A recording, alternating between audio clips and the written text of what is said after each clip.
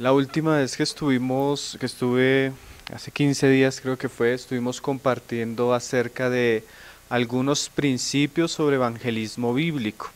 Hoy voy a seguir tratando un poco el asunto, tal vez voy a ahondar en algunas cosas que se dijeron, que creo que es importante que las recalquemos. Entonces vamos a seguir hablando de lo mismo. Vamos a abrir un pasaje en Lucas capítulo 13, verso 22 al 30.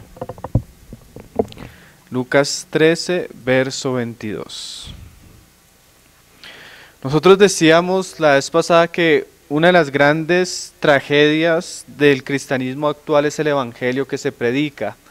La falta de un verdadero evangelio hace que todas las cosas que nosotros llamamos cristianas pierdan su valor. Si el evangelio que nosotros predicamos es un evangelio diluido o falso o erróneo, equivocado, todo lo que viene detrás de él va a ser así, porque el fundamento de la iglesia es Cristo mismo, pero la iglesia es edificada y las personas hacen parte de la iglesia en la medida que ellas se encuentran con el evangelio de Cristo, porque para poder nosotros poner el fundamento necesitamos predicar a Cristo. Entonces hacíamos la comparación de aquel pasaje de Josué, cuando el pueblo de Israel, después de la derrota de Jericó, guarda el anatema, y vimos cómo ese anatema trajo la misma maldición sobre el pueblo escogido. Así, cuando no hay un evangelio puro, sino un evangelio anatema, ciertamente lo único que la iglesia puede esperar es que Dios trate directamente con ella por su descuido en un asunto tan importante. Por eso creemos que enfatizar en este asunto es de bastante valor. Si bien no vamos a tratar el evangelio, sí estamos tratando ciertas cosas que acompañan la predicación del evangelio. Entonces, hoy vamos a continuar, vamos a leer ahí desde el versículo 22. Pasaba Jesús por ciudades y aldeas, enseñando y encaminándose a Jerusalén. Y alguien le dijo: Señor, ¿son pocos los que se salvan? Y él les dijo: esforzaos a entrar por la puerta angosta, porque os digo que muchos procurarán entrar y no podrán. Juan 10, ahora verso 7.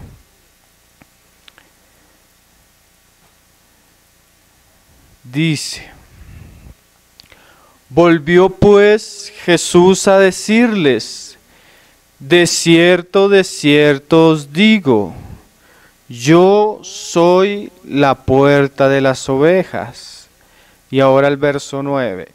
Yo soy la puerta. El que por mí entrare será salvo, y entrará y saldrá y hallará pastos. En estos dos pasajes el Señor nos habla de la puerta y nos habla en relación a la salvación. En el primer pasaje el Señor nos dice que después de que le preguntan: bueno, Señor, ¿son pocos los que se salvan? Y el Señor dice: mira, esforzaos por entrar por la puerta, porque muchos procuran y aún procurando no van a pasar por ella. Y Juan nos dice que la puerta es Cristo, y la manera que entra una persona por la puerta es por medio de la fe en Jesucristo. Entonces, según las mismas palabras del Señor Jesucristo, vemos que aún la misma conversión, que es entrar por la puerta, la misma salvación, implica cierta dificultad. Si bien el evangelio y todo lo que Dios promete a través de su evangelio se recibe única y exclusivamente por la fe, por gracia, no por obras, para que nadie se gloríe, implica de alguna manera cierta dificultad para que la persona reciba esa gracia y esa fe. Es más, el Señor dice: muchos procuran y no entran. No entran. ¿Por qué no entran? Porque la verdadera conversión o el verdadero nacimiento de nuevo no es algo muy común, es una obra de Dios, es el milagro. Miren, nosotros nos podemos asombrar por los cielos y la tierra, pero no hay una obra más profunda, más milagrosa que cuando un impío que espiritualmente está alejado de Dios, muerto, nace con la vida eterna de Dios y pasa de ser ciego, de ser necio, de ser insensato, a tener luz, a ver, a comprender y a conocer a aquel Dios que antes muchas veces ofendía y estaba en contra de él. Es una obra tremenda.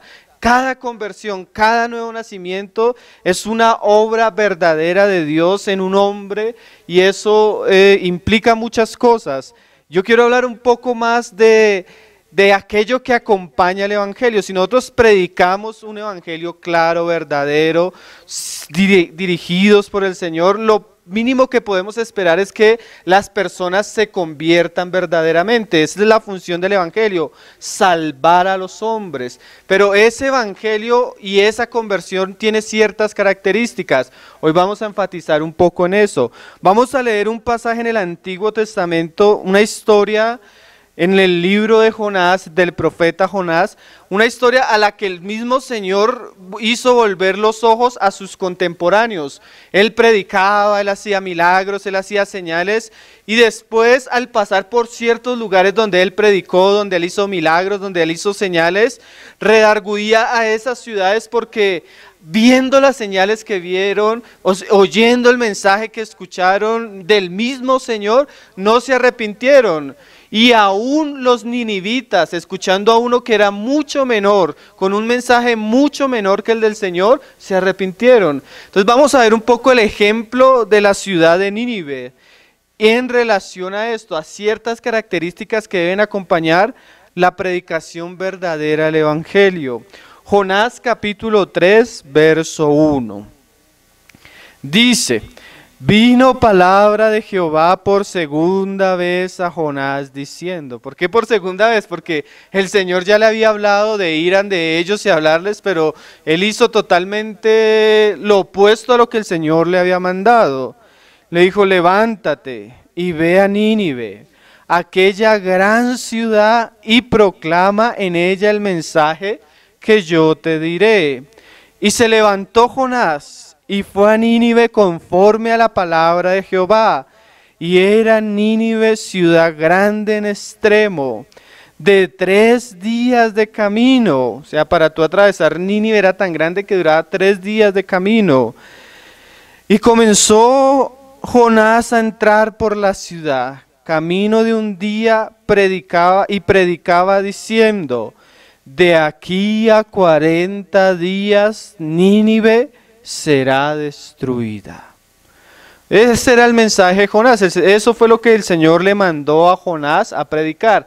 ¿Cuál es el mensaje que nosotros debemos predicar? El Evangelio. ¿Dónde está el Evangelio? En las Escrituras. La vez pasada hablábamos que nosotros teníamos la necesidad de perseverar en las Escrituras, discipularnos a los pies de Cristo por la palabra para conocer el Evangelio. Si nosotros no conocemos el Evangelio, ¿cómo lo vamos a predicar? Lo que yo quiero resaltar acá fue la reacción de los ninivitas. ¿Por qué? Porque siempre que tú prediques claramente el Evangelio, va a haber una reacción, sea una reacción positiva o sea una reacción negativa. O las personas se van a convertir a Cristo o van a resistir a Cristo. No hay un punto intermedio. O las personas al escuchar el Evangelio creen o rechazan. En este caso vemos el ejemplo de unas personas que creyeron. ¿Por qué escogemos este ejemplo? Porque hoy en día nosotros predicamos el Evangelio, nosotros creemos claramente que la salvación, el nuevo nacimiento, la justificación, la redención, las doctrinas básicas del nuevo nacimiento solo se reciben por la fe.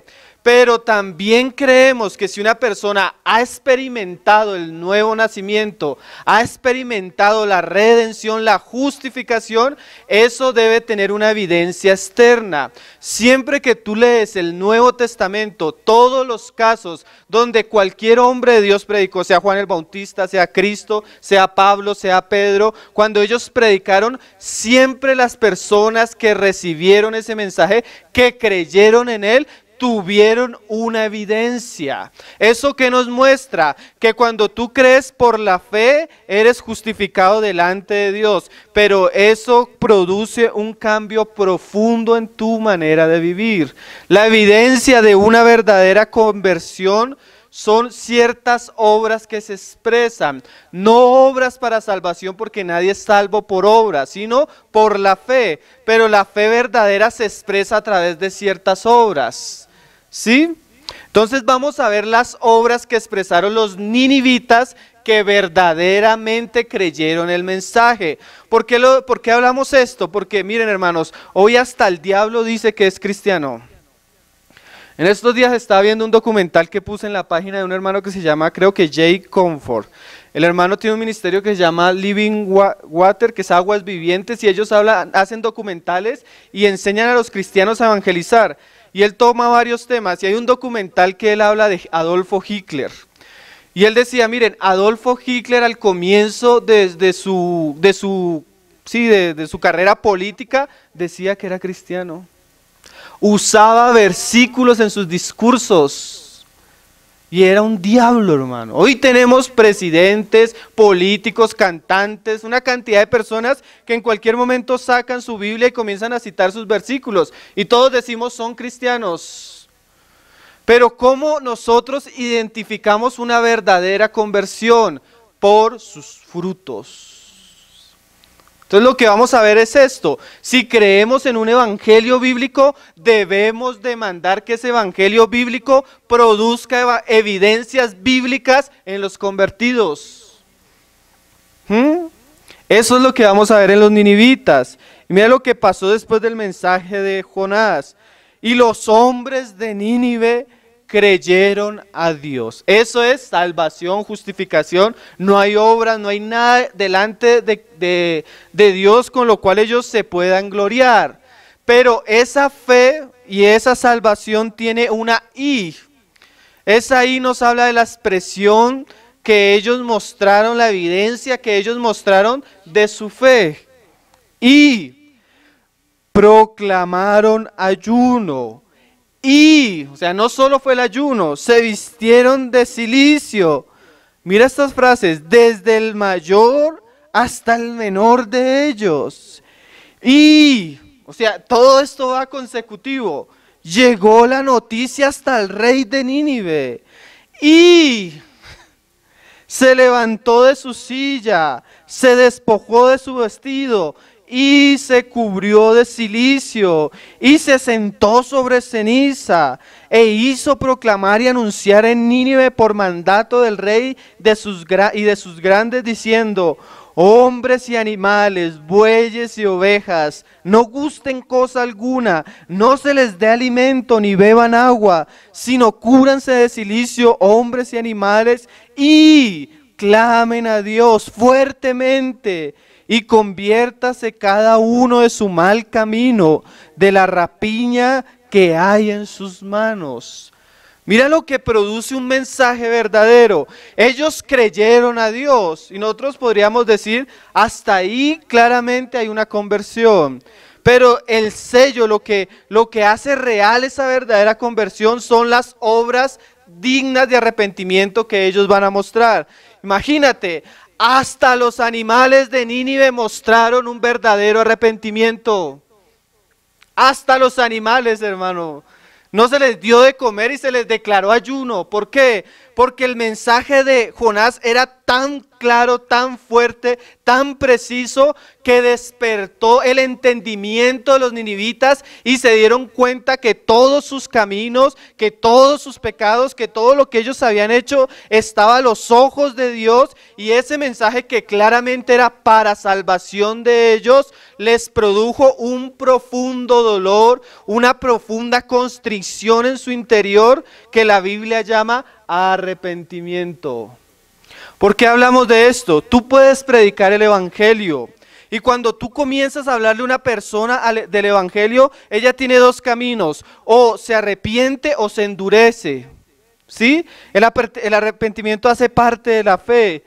Nosotros creemos que la salvación es por fe, pero si no hay arrepentimiento podemos dudar si una persona creyó. ¿Qué es esto? Tú sales, o en tu casa, con tu familia, con tus vecinos, con cualquier persona, tú comienzas a predicarle el evangelio. Y comienzas a predicarle el evangelio y ella dice, sí, oye, sí, parece que sí, parece que estás diciendo la verdad, me parece muy bueno, yo conozco cristianos que son muy buenos, sí. Tú le dices, entonces, ¿qué piensas? Y yo, no, pues sí, yo también creo en Dios. Entonces tú le dices, bueno, vamos a hacer una cosa, vas a repetir una oración. Y él va a decir, bueno, sí, ¿me va a demorar mucho? No, 5 minutos, ya, fácil. Tú le dices, bueno, sí, repite después de mí. Él repite la oración y sigue viviendo como el anticristo.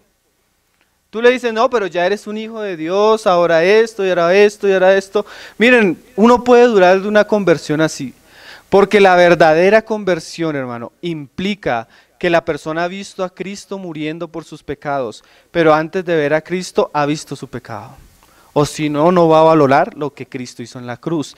Claramente, el vestirse de cilicio, el proclamar ayuno, nos habla de que estos hombres se dieron cuenta cuán grave era su pecado y cuántas consecuencias iba a traer sobre ellos. Y lo llevó a un estado de humillación. Mire que cuando este estado de vestirse de silicio y de llenarse de polvo era lo que hacían las personas cuando había un funeral. Cuando alguien se moría, era tal el dolor, tal el sentimiento de muerte alrededor, que ellos se vestían así, se echaban polvo. Y eso es muy común. Todo verdadero cristiano, aunque ha recibido la mejor noticia, muchas veces cuando ha recibido esa noticia lo lleva a un tiempo de bastante dolor, de pena, de vergüenza, de tristeza por sus pecados. Es normal, hermano, que yo comience a predicar o cualquiera comience a predicar el evangelio y una persona que ha vivido lejos de Dios, en sus pecados, en su locura y en el Señor, que en el momento que la palabra comienza a volverlo en razón y comienza a darle entendimiento, es normal que esa persona se sienta constreñida y llore. ¿Sí? ¿Por qué? Porque lleva años viviendo, ofendiendo a Dios, fuera de la voluntad de Dios. Y quién sabe cuántas veces había sentido el llamado de Dios y lo había rechazado. El pecado sale a la luz. Mira lo que dice Esdras. Mira lo que dice Esdras en el capítulo 9, verso 5. Mira la actitud de Esdras al orar delante de Dios, que debería ser la actitud verdadera de un corazón que ha visto su maldad y busca el perdón y la gracia de Dios. Nosotros decimos, no, bueno, haz una oración, di estas palabras y todo va a terminar, pero aún el mismo rey de los ninivitas le decía a los ninivitas, clamen, proclamen ayuno, busquen a Dios, arrepiéntase, no vaya a ser que de pronto Dios los salve. En estos días leía una carta que le mandó un hermano en respuesta a un incrédulo por internet. El incrédulo le preguntó, ¿qué hago? Yo he sentido muchas veces el llamado de Dios y le he dado la espalda a ese mensaje. ¿Qué crees que debo hacer? ¿Tú qué hubieras respondido? Este hermano respondió y más o menos la carta le decía así: oye, mira, Dios te ha estado llamando, su hijo murió por ti, seguramente has escuchado el evangelio por lo que él le decía. Ahora lo único que tienes que hacer es corre a la cruz de Cristo, corre, no pares, no te calles, ora hasta que tú veas que la sangre te perdona, grita, clama, arrodíllate, sal de tu casa, no te quedes en paz hasta que encuentres la paz que produce el perdón y la salvación de Dios. Arrodíllate, humíllate delante de Dios hasta que tú percibas que el santo aroma del Espíritu Santo inunda tu ser. Eso es muy diferente a haz una oración. Busca, no te quedes quieto. ¿Cómo vas a desperdiciar tu vida? No sabes cuántos días te quedan. Corre a la cruz de Cristo. Clama perdón, clama misericordia, clama salvación. Eso es un verdadero mensaje. No repite una oración. ¿No creen? Eso era lo que estaban haciendo los ninivitas. Y Cristo aplaudió la actitud de los ninivitas. actitud que ni siquiera tuvieron sus contemporáneos al ver su mensaje y los milagros que lo acompañaban.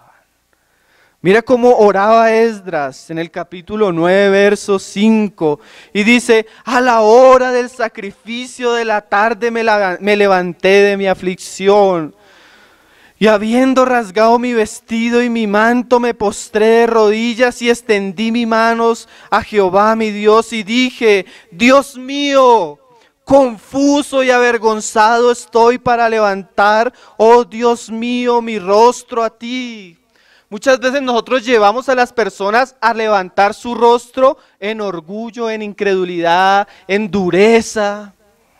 Pero el verdadero hombre que se ha encontrado con la luz de Dios comienza a clamar como aquel publicano: Señor, ten misericordia de mí, porque no soy ni digno de levantar mi rostro a los cielos. Pero hoy tenemos evangelistas que se paran delante de 3,000 o 5,000 jóvenes y les dicen: tú eres bueno, tú eres grande, tú eres el hombre que Dios necesita. Ni yo soy bueno, ni yo soy grande, ni Dios me necesita.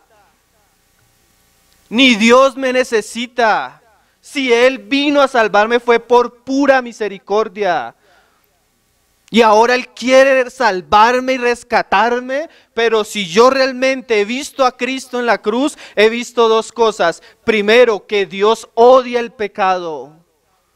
Y segundo, que estuvo dispuesto a pagar la consecuencia y la culpa de mis pecados en la cruz.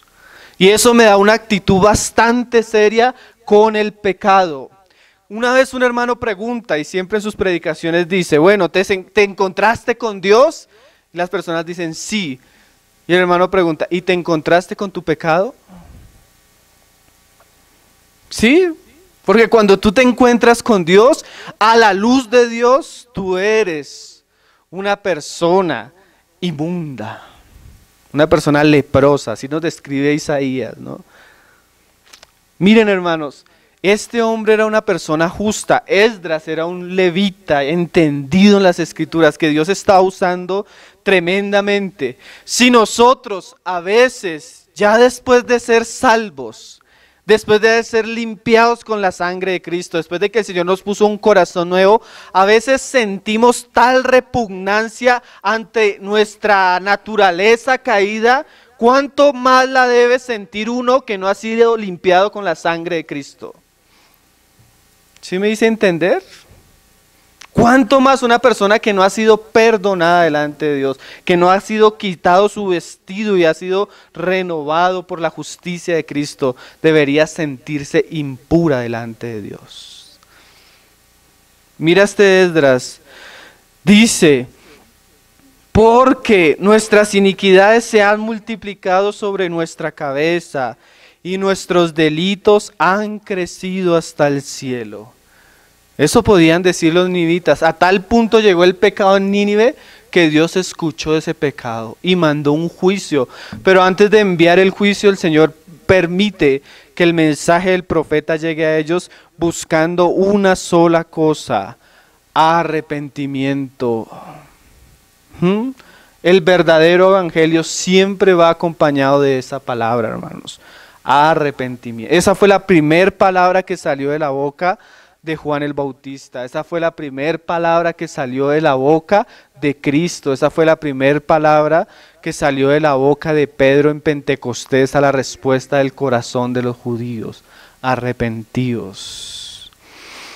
Mira lo que decía Esdras: desde los días de nuestros padres hasta este día hemos vivido en gran pecado, y por nuestras iniquidades nosotros, nuestros reyes y nuestros sacerdotes, hemos sido entregados en manos de los reyes de las tierras, a espada, a cautiverio, a robo, a vergüenza que cubre nuestro rostro, como hoy en día. Es muy común que lo llamen a uno: hermano, es que hay una persona que tiene un hijo con problemas de drogas, que si tú puedes ir a hablar con ella, con el hijo.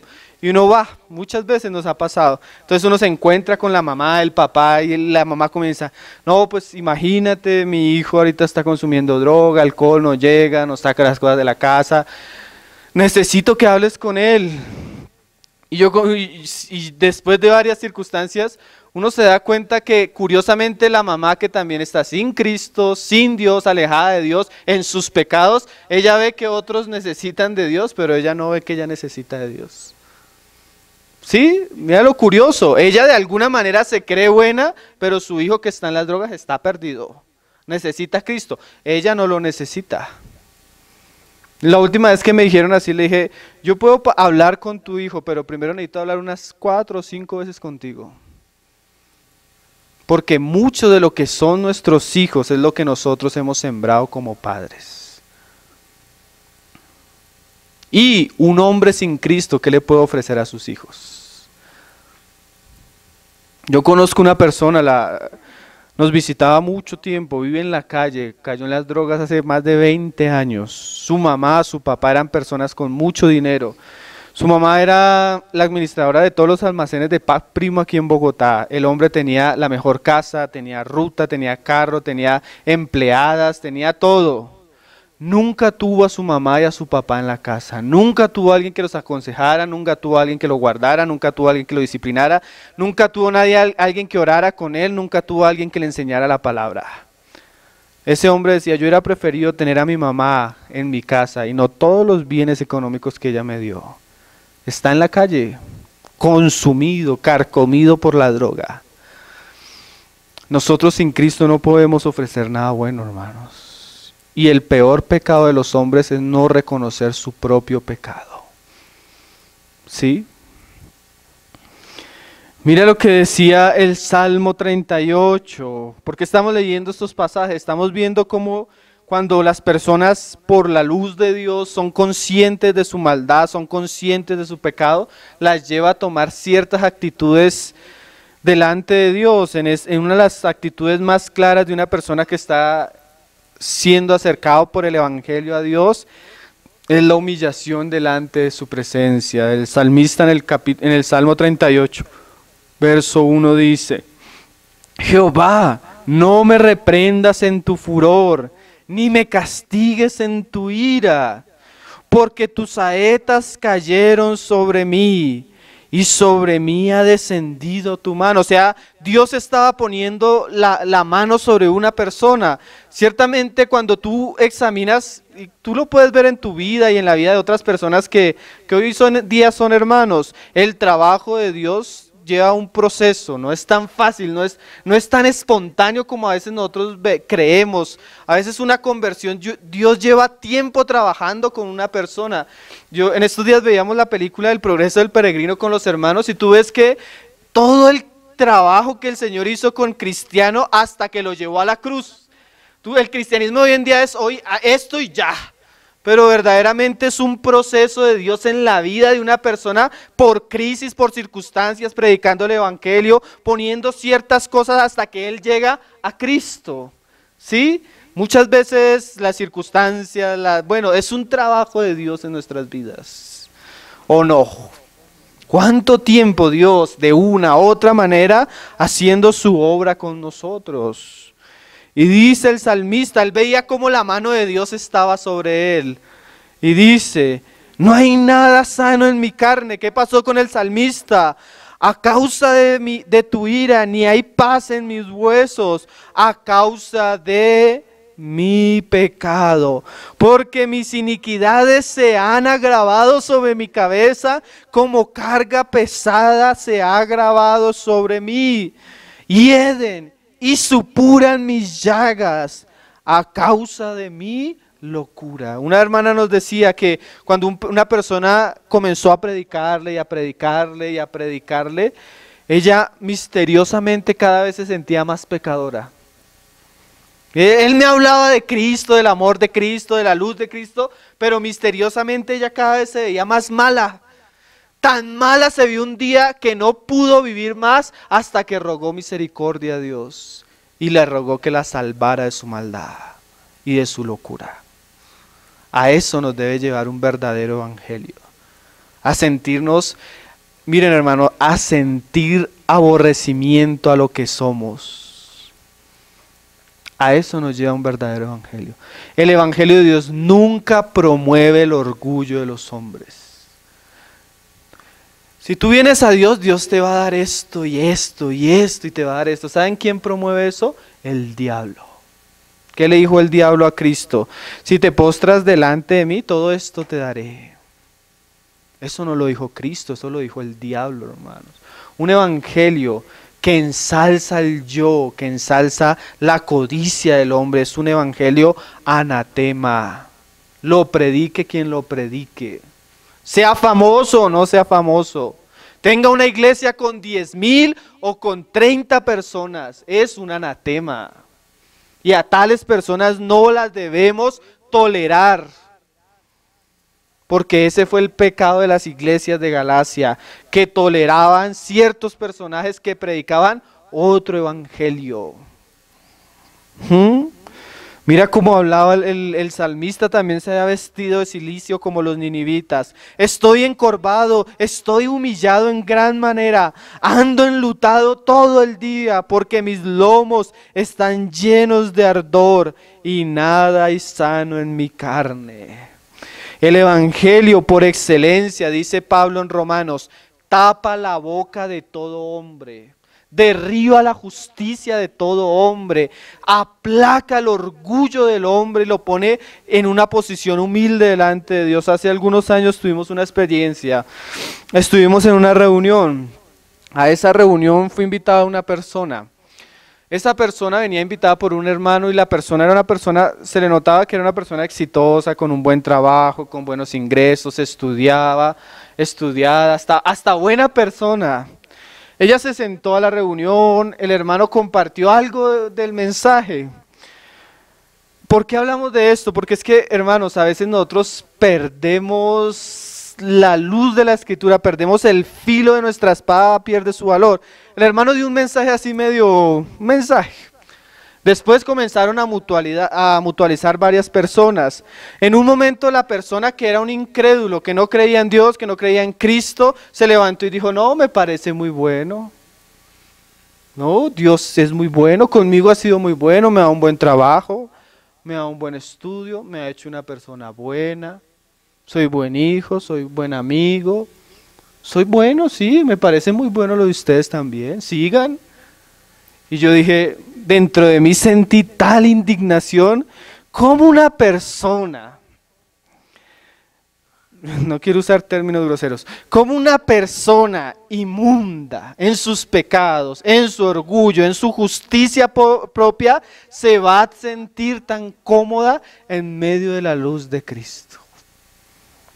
Miren, hermanos, cuando hay justicia propia, cuando hay orgullo propio, cuando hay ensalzamiento de lo que nosotros somos, de cuán buenos somos, cuántas cosas tenemos, es porque no está la luz de Dios. Cuando los hombres entran a la presencia de Dios, como Isaías dice que cayó como postrado a los pies de Cristo. Y yo decía, esta persona viene a la reunión y seguramente sale de la reunión, y así fue, nunca volvió a la reunión, y en ese tiempo tuvimos 2 horas para predicarle el evangelio de una manera clara, pero no lo hicimos. Esta persona salió pensando lo mismo, sintiendo lo mismo y diciendo, los cristianos son muy buenas personas, sin haber tenido un pequeño encuentro con el evangelio y la luz de Cristo. Eso a mí me llenó de indignación, hermanos. Nadie se paró y le dijo, hermano, hermano no, porque no era un hermano, oye, estás equivocado, tú no eres tan bueno como crees. Y Dios bendice a buenos y a malos, hace salir el sol sobre buenos y malos prosperan. Aún más, tú quieres, hay gente que prospera haciendo pactos con el diablo y prosperan. Eso no es garantía de que Dios está contigo. Y buena persona y buen hijo, yo lo dudo bastante. Porque lo que tú estás diciendo es que mi Dios es un mentiroso, porque Dios dice que no hay bueno. Eso es lo que dice Juan. Si alguno dice que no ha pecado, ¿qué está haciendo? Le está haciendo mentiroso a Dios. Entonces yo escuché eso y sentí como, pero si no, en esa época el Señor me tenía callado, no me dejaba hablar. Entonces no pude decir nada, pero sentí ese disgusto. Eso no pasaba cuando Cristo estaba. Cuando Cristo estaba, la luz de Cristo destapaba los corazones, hermano. Nosotros debemos buscar que la luz de Cristo esté en nuestro evangelio, esté en nuestra predicación, esté en nuestras reuniones, a tal punto que el orgullo y la justicia de cualquier hombre caiga a los pies y a la luz de Cristo. Mira lo que decía Isaías, leámoslos, Isaías 64. ¿Por qué estamos enfatizando estas cosas? Porque son cosas que se han perdido en la predicación del Evangelio. Hay cosas que a pesar de la distorsión son muy claras, el amor de Dios, la misericordia de Dios, pero también en el Evangelio de Dios se revela la justicia de Dios. Isaías decía en el capítulo 64, verso 5, saliste al encuentro del que con alegría hacía justicia, de los que se acordaban de ti en tus caminos. O sea, el Señor salió a buscar a los hombres justos, pero he aquí, tú te enojaste porque pecamos. O sea, Él vino a buscar justos, pero encontró a hombres ¿qué? Pecadores. Y mira lo que dice Isaías, en los pecados hemos perseverado por largo tiempo. ¿Podremos acaso ser salvos? Si bien, mire, aún mi buen trabajo, mi buen nombre, mis buenas obras, si bien todos nosotros somos como suciedad y todas nuestras justicias como trapo de inmundicia, y caímos todos nosotros como las hojas y nuestras maldades nos llevaron como viento. Nadie hay quien invoque tu nombre, que se despierte para apoyarse en ti, por lo cual escondiste de nosotros tu rostro y nos dejaste marchitar en poder de nuestras maldades. Nosotros, cuando predicamos el Evangelio, tenemos que usar la ley de Dios. ¿Para qué? Para tapar la boca de los hombres, para mostrarle al hombre su condición caída. Una vez, y lo voy a leer un pasaje, si quieren lo vamos buscando, ahí en Isaías 3, verso 9. Una vez iba por la calle con una hermana, se nos acercó un drogadicto, se nos acercó a pedirnos plata. Entonces, en medio de que el hombre se acercó a pedirnos plata, la hermana le dijo, no, pero tú no necesitas plata, tú necesitas de Dios. Yo quiero ayudarte, pero la mayor necesidad que tú tienes es el amor del Señor. Y el drogadicto, al ver que la hermana le iba a dar dinero, él dijo, sí, yo necesito. ¿Quiere repetir una oración? Él dijo, sí, yo quiero repetir una oración. Él repitió la oración, la hermana le dio su dinero y se fue. Todo pasó en 3 minutos. Al irse el hombre, dice la hermana, oye, mira el amor de Dios, cómo salva a las personas. Mire, este es el cuarto en esta semana que hace una oración de fe conmigo. Y yo volteé a mirarla y volteé a mirar el drogadicto que cogió sus monedas como emocionado, seguramente iba a disfrutar sus monedas. Y yo dije, verdaderamente este hombre no tuvo un encuentro con Cristo, simplemente repitió una oración por recibir el dinero de una persona. Pero mire, esta hermana hubiera podido fácilmente, de la misma manera que dijo eso, fácilmente hubiera podido predicarle el Evangelio. Y el Evangelio para una persona que tiene un pecado tan visible como la droga, como el homosexualismo, como el orgullo, como la borrachera, tantos pecados que son visibles. Nosotros, por lo menos, por amor a esa persona, debemos hacerla consciente de la maldad de su pecado, de lo aborrecible que es para Dios, del juicio que viene por causa de eso. Mira cómo lo dice Isaías 3:9. La apariencia de su rostro testifica contra ellos. Porque una vez fuimos a evangelizar a otra persona así con problemas de alcohol y todo, y dijo, no, pero Dios, no, si Dios es bueno conmigo. Y yo tengo una relación buena con Dios, pero aún en su rostro se le notaba las consecuencias de su pecado. Porque miren, la Biblia dice, y a veces lo usamos y suena como frase de cajón, hasta el diablo y los demonios creen en Dios y tiemblan, pero el pecador cree en Dios, conoce su pecado y se burla con su pecado. ¿Sí? El pecador no tiene temor. El pecador se ríe de su pecado. Sí, yo he hecho esto y he hecho esto. Y comienza a burlarse y a mofarse de su maldad. Es una persona que no tiene luz de Dios, hermano. Es una persona que está resistiendo. Dice, su rostro testifica contra ellos, porque como Sodoma publican su pecado, no lo disimulan. Miren, hermanos, entre más vergonzoso y público una persona muestra su pecado, así de la misma manera debemos predicarle el evangelio de frente. Como dijo el Señor a Ezequiel, creo que fue Ezequiel, le dijo, miren, ellos son duros de corazón, Ezequiel. Pero así como ellos son duros de corazón, yo te voy a hacer a ti como un diamante. Si ellos son duros, mi mensaje va a ser así, duro. Porque lo único que rompe algo duro es algo más duro. A veces el evangelio de Cristo, si bien es la gracia y el amor de Cristo, necesita predicarse con cierta justicia y con cierta dureza. Imagínate lo que Pedro les dijo a los judíos: ustedes mataron a Cristo. Eso fue el mensaje de Pedro en Pentecostés. Ustedes, al Santo de Dios. Y Dios lo resucitó y lo ha hecho como Señor. Pero fueron ustedes los que lo llevaron a una cruz y los que prefirieron a un sinvergüenza como Barrabás en vez del Santo de Dios. Esos fueron ustedes. Qué mensaje tan duro, hermanos.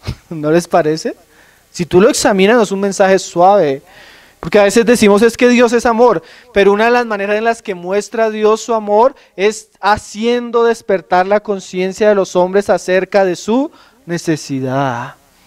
Dios es amor, Cristo es el amor puro hecho carne, pero tú encuentras palabras fuertísimas de Cristo. Una vez le dijeron, oye, que Herodes está diciendo, y el Señor dijo, dígale a esa zorra. Vaya, dígale a esa zorra. ¿Por qué? Porque el Señor conocía a Herodes, hermano. Conocía la astucia, la maldad del corazón de este hombre. Y le habló así. Una vez unas personas familiares vivían al lado mío. Yo conocía la vida de ellos. Compraron muebles para su casa y amoblaron a su casa. Y me invitaron a mí y a mi esposa para que orara por ellos. Cuando iba a orar, el Señor me dice, yo quiero escucharte que vas a orar. Y yo dije, no, ellos no querían nada de Cristo ni que les predicaba, pero sí quería que orara por ellos. Cuando iba a orar, dije, Señor, pero que oro.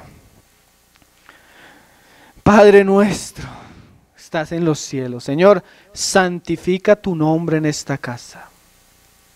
Y venga tu reino y tu justicia a esta casa. ¿Sabes qué? Al mes se habían separado. El hombre le robó todo a ella, se fue con otro, terminaron terriblemente, hermano. ¿Por qué? Esa mujer, muchas veces Cristo vino a su vida y ¿sabes qué decía ella? No, yo no me vuelvo cristiana porque yo sé que volverme cristiana es uno tiene que dejar de pecar en ciertas áreas y yo no estoy dispuesta. Ella amó más su pecado y su pecado fue después ¿qué? Su vergüenza. Pero aún así las personas quieren que oren por ellas cuando su pecado es tan visible y su dureza tan evidente. Nosotros no debemos ser ingenuos, hermanos. Aún queriendo que las personas se salven, no podemos ser ingenuos. Y dice, ay del alma de ellos, porque amontonaron mal para sí. Por amor al pecador, el hombre de Dios debe decirle, pecador, arrepiéntete, vuelve tus ojos a Cristo. La Biblia, Juan el Bautista hablaba de obras dignas de arrepentimiento, porque ante Juan llegaban muchas personas y Juan veía a unos y los bautizaba y esas personas confesaban sus pecados, pero venían otros que eran como religiosos, como en su justicia propia, y las palabras de Juan para ellos eran: generación de víboras, ¿quién nos enseñó a huir de la ira venidera? O sea, mostrándoles que venían hipócritamente y el Señor se los decía muchas veces también. Juan habla de obras dignas de arrepentimiento. Esas obras son como esa evidencia de que el Evangelio está haciendo algo en la vida de una persona. Vamos a leer por lo menos unas 3, así rápidamente. En Hechos 19, 18 se nos dicen algunas de hombres que comenzaron a convertirse en Éfeso. También se dice lo mismo cuando Juan predicaba. Dice que cuando Juan predicaba, las personas eran bautizadas por él en el Jordán y venían confesando sus pecados. Hechos 19, verso 18. Y eso mismo sucedió en Éfeso. Mira lo que decían. Y muchos de los que habían creído, mira lo siguiente, venían Tú puedes predicar el evangelio. Si esa persona verdaderamente se ha convertido, ella va a sentir la necesidad de reunirse. Si esa persona cree aparentemente y nunca más se vuelve a reunir o nunca más vuelve a buscar la comunión de la iglesia, tú puedes dudar de la fe de esa persona. Ellos creían y venían. No los traían, venían. ¿Qué es eso? Un fruto de arrepentimiento. Ellos vieron la casa de Dios, puerta del cielo, y ahora no podían vivir. Es como lo que dice el Señor. No se prende una luz para dejarla debajo de la mesa, sino el Señor prende la luz ¿para qué? Para ponerla en el candelero. ¿Cuál es el candelero? Las iglesias locales.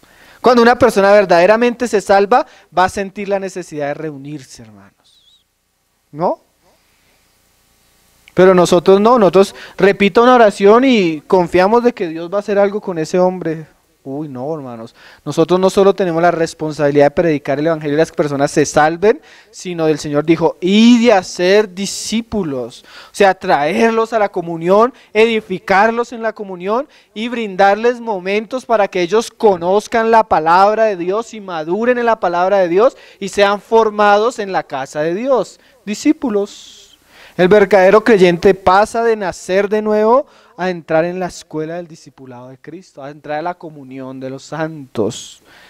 ¿Sí? Venían, pero mira cómo venían, confesando y dando cuenta de sus hechos. Eso es otra evidencia. Es muy común cuando Dios está haciendo algo en el corazón de una persona que tú compartas, sea abiertamente, públicamente o una persona uno a uno, pero es muy común que cuando la luz comienza a inundar a esa persona se va a sentir constreñido. Y ella, aunque tú no se lo pidas, va a comenzar a contarte sus pecados y su vida. A veces acaba la reunión y hay personas que nunca se acercaban a uno. Oye, hermano, ven, ¿qué pasó, hermano? No, imagínate, hermano. Tengo una vergüenza, pero no sé qué hacer, necesito contarlo, hermano. Imagínate, he estado en esto, en esto, en esto, en esto, y tú no les estás preguntando y comienzan a destapar sus pecados. ¿Qué estás viendo tú ahí? Que Dios está haciendo algo genuino, que la luz de Dios está librando a la persona de su maldad. Porque el que confiesa su pecado y se aparta, está alcanzando la misericordia, está dándole lugar a que la sangre de Cristo venga sobre él y lo limpie. ¿Sí? Es muy común que tú prediques y las personas comiencen a llorar. Una vez un hermano me decía, un hermano comenzó a predicar y de verdad yo lo había escuchado, pero no me había pasado. Yo sentía correr, yo no resistía tanta luz, tanta claridad, yo necesitaba correr. ¿Por qué? Porque llevaba tiempo en oscuridad, inmediatamente vino la luz. Cuando tú sales oscuro y sales a la luz del sol, esa misma luz te doblega. ¿No te ha pasado eso? Si la luz del sol, que es algo tan natural, nos doblega, ¿cuánto más nos debe doblegar la luz de Cristo? ¿Será que estamos exagerando al hablar estas cosas, hermanos?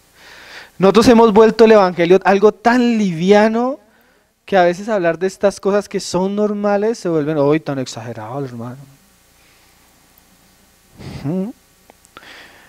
Confesando y dando cuenta de sus hechos. Asimismo, muchos de los que habían practicado la magia trajeron los libros y los quemaron delante de todos. Y hecha la cuenta de su precio, hallaron que eran 50,000 piezas de plata.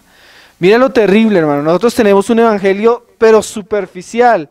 Entonces las conversiones que hay son tan superficiales que las personas ahora se convierten y quieren traer eso que los caracterizaban en el mundo a la iglesia. Entonces tú te enfrascas a veces en problemas con jóvenes, con cristianos, que es tanto el mundo en su vida que ellos no quieren renunciar a él. No es como estos cristianos que inmediatamente vieron la luz, se dieron cuenta cuán aborrecibles eran sus obras, sus prácticas y las trajeron inmediatamente al fuego públicamente. No, y los cristianos quieren traer el mundo a la iglesia. sus antiguas vidas a la iglesia, sus costumbres a la iglesia, su música a la iglesia, sus vidas pasadas a la iglesia. Entonces tú vas a hablar alguna cosa, entonces los hermanos comienzan, hermano, al Señor no le importa que yo tenga un hombre, ¿no? No le importa que yo tenga el cabello en la cintura y que me vista con camisetas que hablan de puro satanismo. Al Señor no le importa eso, al Señor le importa mi corazón. Yo dudo eso, hermanos. Miren, yo me convertí, lo digo porque es mi testimonio, yo me convertí, venía de una cultura que aunque aparentemente musicalmente era una cultura religiosa, era pero inmunda, era el diablo mismo. Yo me convertí, una vez fui a poner una canción que me gustaba y la letra se cambió totalmente. Yo escuchaba cómo alababa a Satanás y engrandecía a Babilonia y todos sabemos todo lo que significa eso. Mi cabello representaba toda esa cultura, ¿sabes qué? Yo olía mi cabello a inmundicia, yo ya no me podía poner la misma ropa, yo ya no me sentía cómodo con todo eso que tenía antes. ¿Quién lo hizo? Nadie me lo dijo, hermanos. Pero es que cuando tú vienes a Cristo, todo ese viejo hombre que fue llevado a la cruz y crucificado es como un muerto. Y cualquier persona viva no gusta de un muerto. Miren, una vez un hermano da un ejemplo, es como el psicópata que coge y mata a una mujer y se acuesta al lado de la mujer y duerme con ella estando muerta. Así muchos cristianos todavía cargan el muerto. ¿Por qué? Por la superficialidad de su conversión. El verdadero cristiano renuncia a todo lo que caracterizaba su manera pasada de vivir. Y cree que en Cristo eso fue crucificado, pero él mismo voluntariamente lleva todo eso ¿a dónde? A la hoguera. Evidencias de una verdadera conversión. No estamos hablando ni siquiera de la santificación, el proceso. Estamos hablando de algo que caracteriza una verdadera conversión. El que era borracho ya no toma más, el que era ladrón ya no roba más. ¿Sí? Yo tengo problemas con personas en mi barrio que he evangelizado por tiempo y dicen, no, pero yo creo en Cristo, y siguen fumando droga, siguen entregados al alcohol, al robo. ¿Cómo voy a creer que eso es verdadero, hermanos? Si no hay un fruto. Mira qué hacían los efesios. Y dice, mira que Lucas dice, y hecha la cuenta de su precio, hallaron que era 50,000 piezas de plata. Miren, yo he conocido cristianos que se convierten al Señor y el Señor les dice así, mira, tu carrera y todo lo que llevas estudiando y trabajando tu vida, sabes que no me gusta. O renuncias a eso para seguirme o no me puedes seguir. En la conversión, hermanos. Tú puedes creerlo toda su vida. ¿Por qué? Porque muchas veces eran cosas desagradables a Dios. No a todos les pasa eso, pero yo he conocido personas que eso es lo primero que escuchan de Cristo. Por eso Cristo decía, realmente la puerta es angosta y muchos quieren y no pueden. Porque a veces las personas queriendo buscar de Cristo aman más el mundo, sus pecados, su manera de vivir y no están dispuestos. ¿No se ha encontrado con personas así que te dicen, oye sí, a mí Dios me habla, a mí Dios me busca, a mí Dios es, pero no, yo estoy muy joven, yo tengo una vida por delante y... ¿Sí? ¿No los han escuchado? Que tú te das cuenta cómo Dios ha estado buscándolos, pero aman otras cosas más. Y dice la palabra, esa es la condenación, que amaron más las tinieblas que la luz, porque sus obras eran malas. Pero estos no, estos eran unos verdaderos creyentes. Y dice... Hallaron que era 50,000 piezas de plata. Así crecía y prevalecía poderosamente la palabra del Señor. Miren, no hay nada más edificante para la iglesia y para la obra del Señor que a la iglesia lleguen nuevos creyentes, hermano. Pero verdaderos creyentes, que tú les notas así como cuando el bebé tiene ganas de alimentarse del pecho de su mamá y busca el pecho. Así esas personas que quieren escuchar la palabra, que quieren consagrarse, que quieren reunirse, que van a todo lado, que buscan, eso es una bendición tremenda para la iglesia, hermanos. Miren, cuando hemos estado así que ya, ay Señor, ¿cómo vamos a hacer con las reuniones de la iglesia? Llega uno o dos nuevos creyentes y tú ves lo que le infunde de vida y de aliento a las reuniones. Eso es precioso, ¿no? Como que el Señor siga añadiendo a su iglesia, pero verdaderos convertidos. ¿Mm? También está el caso de Zaqueo, muy conocido ahí en Lucas. Leámoslo así sea rápido. En Zaqueo también se ven cosas preciosas de una verdadera conversión. Lucas 19 del verso 5 se los voy leyendo. Dice, cuando Jesús llegó a aquel lugar, ¿se acuerdan que Zaqueo se había subido al árbol? Mirando hacia arriba le vio y le dijo desde el verso 5, Zaqueo, date prisa, desciende, porque hoy es necesario que pose yo en tu casa. Entonces él descendió a prisa y le recibió gozoso. Al ver esto todos murmuraban diciendo que había entrado a posar con un hombre pecador. Entonces Zaqueo, puesto en pie, dijo al Señor, miren hermanos, yo creo que Zaqueo había creído. Y una fe genuina, porque una vez vino un joven y le dijo, Señor, ¿qué debo hacer para ser salvo? El Señor le dijo, guarda la ley. Y le dijo, todo esto he hecho. Y el Señor le dijo, bueno, pero vende todo lo que tienes y dalo a los pobres y sígueme. Y el hombre dijo, uy, ¿qué amaba más? El dinero. El dinero fue como un cinturón de oro en su cuello en medio del mar. Eso lo hundió. Pero este Zaqueo también tenía dinero, hermano. Y también vino al Señor, pero este sí se convirtió. Mira lo que dice el Señor, mira lo que le dijo al Zaqueo. Entonces Zaqueo, puesto en pie, dijo el Señor. ¿Por qué puesto en pie? Porque había una murmuración de que, Señor, pero ¿cómo vas a ir a la casa de un pecador?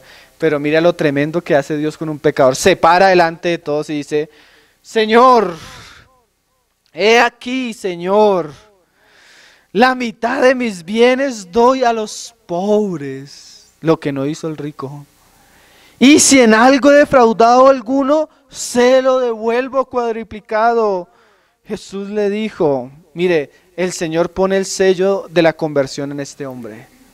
Hoy ha venido la salvación a esta casa, por cuanto él también es hijo de Abraham. ¿Qué es hijo de Abraham? De la fe. Pero ¿cuál era la evidencia que este hombre era de fe? Sus obras dignas de arrepentimiento. Una vez un hermano, yo les he contado el testimonio, un hermano se convirtió al Señor y el hermano trabajaba en un lugar y administraba la registradora del lugar y sentía que lo robaban, que no le pagaban lo justo. Entonces el hombre cada vez que podía sacaba dinero de la registradora y robaba, y duró así tiempo robando, cuando se convierte a Cristo. Y el Señor le dice, mira, lo primero que tú tienes que hacer es ir a contarle a tu jefe lo que has hecho. Y el hombre dice, le dijo, jefe, tengo que contarle algo. ¿Qué pasó? Me convertí, me volví cristiano. Y ella no gustaba a los cristianos. Pero ¿cómo te vas a convertir? Bueno, y él dijo, no, me convertí, el Señor me salvó, me cambió. Quiero contarle una cosa. ¿Ella qué? La ha estado robando. ¿Cuánto? Y comenzó a contarle, llevo tanto tiempo haciendo esto, haciendo esto, haciendo esto. No tengo con qué pagarte, pero vamos a hacer una cosa, voy a trabajar todo este tiempo gratis para pagarte. ¿Qué es eso? Obras dignas de arrepentimiento. Lo que hizo Zaqueo, hermanos. Si tú cuando te conviertes a Cristo, te has dado cuenta que hay un área en la cual realmente ofendiste a Dios, ofendiste a tus prójimos, y puedes restituirlo, debes hacerlo. Muy común el esposo que convierte y le cuenta a su esposa que le fue infiel. Eso cuando alguien lo hace naturalmente, hermanos. Eso es una obra de ¿qué? De Dios en el corazón de una persona. A veces debemos pedir perdón a Dios, claro que sí. A veces también debemos pedir perdón a los hombres. Papá, he sido mal hijo, esposa, he sido mal esposo, hijos, he sido mal padre, como trabajador, como jefe, los he ofendido, los he deshonrado, ruego su perdón. Eso lo hace una verdadera conversión, hermanos. A veces las personas llegan a Cristo y comienzan, hermano, pero es que mis hijos, mi familia, y la persona no se da cuenta que lo que está viviendo son solo las consecuencias de las locuras que hizo por años, y ni siquiera reconocen eso. A veces un testimonio hoy en los grandes lugares es, ven, pasa y cuenta tu testimonio. El Señor me bendijo, el Señor me prosperó. ¿Quién pasa al frente a decir, hermanos, yo soy un pecador, yo hice esto, hice esto, hice esto? ¿Cuándo tú ves un testimonio de esos en la televisión? Esos son los testimonios verdaderos, hermano. Pero esos no son comunes, porque las verdaderas conversiones tampoco son comunes. Y mira lo que dice Cristo, porque el Hijo del Hombre vino a salvar, a buscar y a salvar lo que se había perdido. Primera Tesalonicenses 1, ya con estos vamos acabando. La iglesia en Tesalónica también es un ejemplo tremendo de una verdadera conversión, así sea para leerlo por encima. La revista que nosotros publicamos, La Verdadera Conversión de Tesoros Cristianos, trata todos estos asuntos, cosas que se deben conocer, hermanos. Primera Tesalonicenses 1:5. Pablo hablando de la obra que hizo en Tesalónica. Pues nuestro evangelio no llegó a vosotros en palabras solamente. Porque a veces son solo palabras, hermano. Tú ves conversiones que es puras emociones, pero no hay nada real, sino también en poder, en el Espíritu Santo y en plena certidumbre, o sea, una convicción verdadera, como sabéis bien cuál fuimos entre vosotros por amor de vosotros. Y mira lo que produjo un verdadero evangelio respaldado por el Espíritu Santo. Y vosotros vinisteis a ser imitadores de nosotros y del Señor, recibiendo la palabra en medio de gran tribulación con gozo del Espíritu Santo. Imagínate, una verdadera conversión se caracteriza porque aunque cuando Él se convierta se le venga el mundo encima, Él permanece. ¿Y saben qué? Permanece con gozo, porque la alegría y el amor de Cristo es suficiente para hacerle enfrentar todos los problemas que está viviendo. Y los problemas, ¿saben cuándo comenzaron? Cuando se convirtió. A veces nosotros decimos, cree en Cristo y todo va a solucionarse. A veces al contrario, hermanos. Hay países donde convertirse a Cristo es terrible, hermano. Se levanta el infierno de una manera terrible. Pero la verdadera conversión sobrepasa las pruebas. Como los tesalonicenses, con gozo dice. Y dice, de tal manera, o sea, el gozo en la aflicción de ellos fue de tal manera que habéis sido ejemplo a todos los de Macedonia y de Acaya que han creído. ¿Usted no se ha dado cuenta que hay creyentes nuevos que su fe en medio de las pruebas aún a otros anima? Y uno dice, uy, este hermano aunque es nuevo, mírale esa fe, esa pasión, ese gozo. Señor, yo he perdido eso. Sirven de ejemplo. ¿Sí? Nuevos, nuevitos, así, recién salidos. Y son de ejemplo para muchos que llevamos años. Eso es precioso, ¿no? Y mira, dice, porque partiendo de vosotros ha sido divulgada la palabra del Señor. Cuando una persona se convierte a Cristo, conoce el Evangelio de Cristo, tiene la necesidad de hablar de Cristo. Si tú no sientes la necesidad de que otras personas sean salvas, es porque tú no eres salvo. Punto final. Si tú no sientes que otras personas sean salvas, es porque tú mismo no eres salvo. Porque el que es salvo tiene el deseo profundo de que su familia, de que sus amigos, de que en el trabajo, de que todos se conviertan. ¿No es así? Ya se vuelve uno hasta cansón para las personas que están alrededor de uno. ¿Por qué? Porque uno tiene algo para hablar. Dice Pablo, creí por lo cual hablé. La mujer samaritana, una mujer con no sé cuántos maridos, religiosa, de todo, se convirtió, inmediatamente salió hablándole al pueblo de Samaria de Cristo. Y muchos creyeron. Verdadera conversión se testifica a través de que hablamos de Cristo, predicamos la palabra. Y mira lo que dice, no solo en Macedonia y Acaya, sino que también en todo lugar vuestra fe en Dios se ha extendido. Imagínate, de modo que nosotros no tenemos necesidad de hablar nada. Qué cosa preciosa que llegue el punto que diga, no, yo ya no tengo que evangelizar porque todos los hermanos de la iglesia no son tremendos, no dejan a nadie. Ellos tienen a Cristo en su boca. El amor de Cristo los constriñe y no se pueden quedar callados. Dice Pablo, estamos orando para que el Señor nos abra puertas en otro lugar porque ustedes han predicado en todo lado. Porque ellos mismos cuentan de nosotros la manera en que nos recibisteis y cómo, mira estas frases, os convertiste de los ídolos a Dios. Miren hermanos, los ídolos antiguos, paganos, bueno, venían desde Babilonia, pero nosotros tenemos una cultura religiosa totalmente pagana, idólatra. El catolicismo romano es el reencauche de todas aquellas deidades paganas que adoptaron nombres cristianos, pero sigue siendo el mismo ídolo. No, es incomprensible escuchar a pastores cristianos hablar de que el Papa es un hombre de Dios, cuando es el representante de una religión ramera apóstata.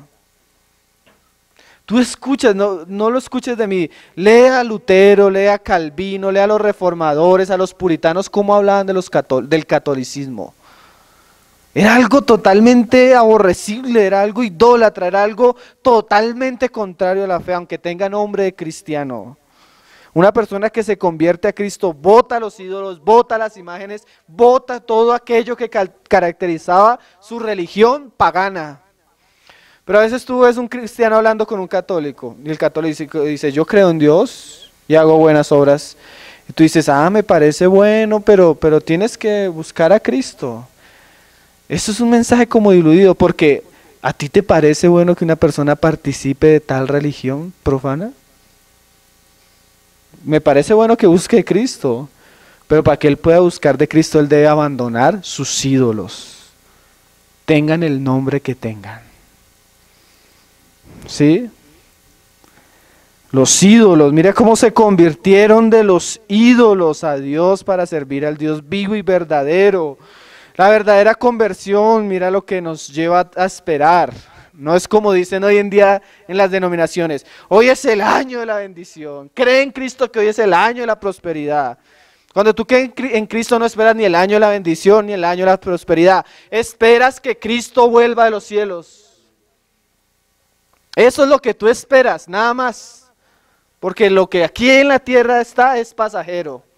Que las personas del mundo se ocupen de las cosas del mundo. El cristiano espera y anhela ardientemente que su Señor vuelva. Y esperar de los cielos a su Hijo, el cual resucitó a Jesús, quien nos librará de la ira venidera. Otra cosa, con esta terminamos, ahora sí. Nosotros muchas veces cuando hablamos, hermanos, decimos esto. No, hermano, pues si no quieres creer, seguramente el Señor va a tocar a tu puerta una y otra vez porque Él es bueno y paciente. Pero cuando tú lees la Biblia, el Señor no decía esas cosas. No las decía. Segunda de los Corintios capítulo 6. Cuando nosotros predicamos el Evangelio debe haber urgencia. Urgencia de que la persona se convierta porque no sabemos si ese es el último día de ella. Mira lo que dice Pablo, 6:1. Así pues, nosotros como colaboradores suyos, os exhortamos también a que no recibáis en vano la gracia de Dios. Porque dice, en tiempo aceptable te he oído y en día de salvación te he socorrido. He aquí ahora el tiempo aceptable y he aquí ahora el día de salvación. ¿Cómo nosotros sabemos que la persona que le estamos hablando es la última oportunidad que Dios le está dando? Hoy es el día de salvación, hoy es el día para que te arrepientas. Tú das la espalda a Cristo y no sabes si te encuentras directamente con el juicio de Él. Miren hermanos, Esaú tuvo una oportunidad, la desaprovechó. A la segunda la desaprovechó, ya no más. Y aunque buscó con lágrimas, no alcanzó la promesa de Dios. Nosotros no estamos mendigando para que las personas en su misericordia reciban a Dios. Nosotros estamos predicando un evangelio, mostrando la misericordia de Dios para las personas. Pero si la persona inmediatamente le da la espalda a Dios, solo le espera una horrenda expectativa de juicio. Y miren, hermanos, cuando Cristo predica y cuando envía su evangelio, ese es el día de salvación, ese es el día del arrepentimiento. Puede ser que el día de mañana la persona quiera, busque y ya no lo encuentre. Mira cómo lo dice Proverbios capítulo 1, verso 20, para que no piensen que es algo que está saliendo de mí. Proverbios 1, 20. Se los voy leyendo. La sabiduría clama en las calles, alza su voz en las plazas. Siempre el Señor está hablando. Clama en los principales lugares de reunión, en las entradas de las puertas de la ciudad. Dice sus razones. ¿Cómo clama la sabiduría? A través de nosotros, hermanos. ¿Hasta cuándo, simples, amaréis la simpleza? Sí, las personas que no le interesa, que viven en cosas vanas, simples, sin valor. Y los burladores desearán el burlar, y los insensatos aborrecerán la ciencia. Volveos a mi reprensión, y he aquí yo derramaré mi espíritu sobre vosotros, y os haré saber mis palabras. En el momento que las personas escuchan el evangelio, si se vuelve al evangelio que está escuchando, va a recibir el espíritu, y va a tener un oído para entender la palabra de Dios. Pero mira el versículo que sigue. Por cuanto llamé y no quisiste oír en el día de salvación, y extendí mi mano y no hubo quien atendiese, sino que desechaste todo consejo mío y mi reprensión no quisiste. También yo me reiré en vuestra calamidad, y me burlaré cuando os viniere lo que teméis. Qué palabras serias, hermano. Cuando viniere como una destrucción lo que teméis y vuestra calamidad llegare como un torbellino, cuando sobre vosotros viniere tribulación y angustia, entonces me llamarán y no responderé. Me buscarán de mañana y no me hallarán. ¿Saben de qué pasaje me acuerda esto? Aquel hombre rico que cada día comía banquete y un día durmió y levantó sus ojos en el infierno y rogaba una gota de agua para refrescar su lengua. Y Dios dice, ya no. El tiempo de la salvación, el tiempo del arrepentimiento, el tiempo de la gracia se acabó. ¿Saben qué dice acá? Me reiré en vuestra calamidad. Muchos clamarán allá misericordia y solo verán la justicia y el juicio de Dios. Nosotros decimos, el infierno es el lugar donde Dios no está, donde su presencia no está. Mentiras, hermano. El infierno es donde la justicia y la ira de Dios es presente permanentemente. Lo que no está es su gracia, lo que no está es su misericordia. Pero Él está, solo que ejerciendo su justo juicio. Terrible, ¿no? ¿Por qué pasa esto? Porque menospreciaron el día de salvación, el día aceptable, el día de la oportunidad. Entonces me llamarán y no responderé, me buscarán de mañana y no me hallarán, por cuanto aborrecieron la sabiduría y no escogieron el temor de Jehová, ni quisieron mi consejo y menospreciaron toda reprensión mía. Comerán del fruto de su camino y serán hastiados de sus propios consejos. Lo que el hombre escogió, lo comerá y lo comerá, pero de una manera más real. Hay testimonios de hermanos que han ido al infierno y ven el borracho, muchos, el borracho ya no quiere más alcohol y su castigo va a ser ese. Y dicen, muestran, cuentan los testimonios que él bebe.